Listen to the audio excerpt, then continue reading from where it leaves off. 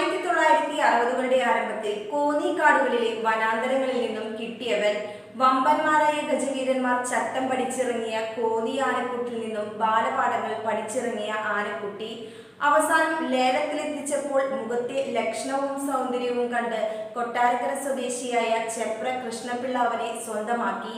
ഇവൻ ചെപ്ര വേലായുധൻ എന്നറിയപ്പെടുന്ന പ്ലാക്കാട് വേലായുധൻ. നമ്മൾ ഇന്ന് ഈ വീഡിയോയിലൂടെ പരിചയപ്പെടുത്താൻ പോകുന്നത് പ്ലാക്കാട് വേലായുധൻ എന്ന ആനയെ കുറിച്ചാണ്. ലേലത്തിൽ പിടിച്ചെടുത്ത ആനക്കുട്ടിയുമായി നാട്ടിലെത്തിയ കൃഷ്ണപിള്ള ആനക്കുട്ടിക്ക് വേലെടുത്ത വേലായുധ സ്വാമിയുടെ നാമം തന്നെ കൽപ്പിച്ചു നൽകി. പ്രായത്തിൻ്റെതായ എല്ലാ കുട്ടിക്കുറുമ്പുകൾ ഉണ്ടായിരുന്നിട്ടും അതെല്ലാം അവന്റെ കുഞ്ഞു കുഞ്ഞു കുസൃതികളായി കണ്ട് ഒരു നാടിന്റെയും നാട്ടുകാരുടെയും പൊന്നോമനയായി അവൻ വളർന്നു വന്നു. വേലായുധന്റെ വരവോടെ കൃഷ്ണപിള്ളയുടെ തറവാട്ടിലേക്ക് ഐശ്വര്യം കവിഞ്ഞൊഴുകാൻ തുടങ്ങി. ഗജരാജക്കന്മാർ ഓരോന്നായി തറവാട്ടിലേക്ക് നടയമരങ്ങൾ വച്ചു കയറി. നല്ലൊരു എഴുന്നള്ളിപ്പാനയാണെങ്കിലും അവൻ ഒരു തടിപ്പണി ആന കൂടിയായിരുന്നു. കൃഷ്ണപിള്ളയുടെ മരണശേഷം വേലായുധന്റെ ഉടമസ്ഥാവകാശം മക്കൾക്ക് പകർന്നു കിട്ടിയെങ്കിലും അവർ അവനെ കൊളക്കാടൻ ഗ്രൂപ്പിലേക്ക് കൈമാറ്റം ചെയ്തു.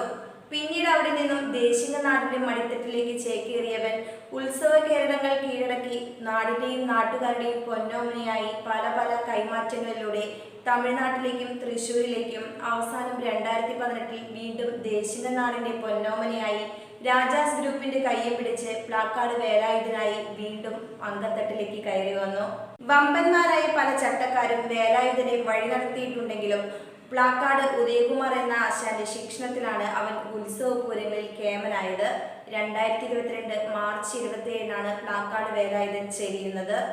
ഒരു കാലത്ത് ഒരുപാട് ഉത്സവ പറമ്പുകൾ കീഴടക്കിയ അഴകുമാണത്വവും കൊണ്ട് ആനക്കേരളം നിറഞ്ഞു നിന്ന വേലെടുത്ത വേലായുധ സ്വാമിയുടെ നാമം പേറിയ മഹാദേവപ്രിയൻ പ്ലാക്കാട് വേലായുധൻ ഇന്നും നമ്മുടെയെല്ലാം ഓർമ്മകളിൽ ജീവിക്കുന്നു.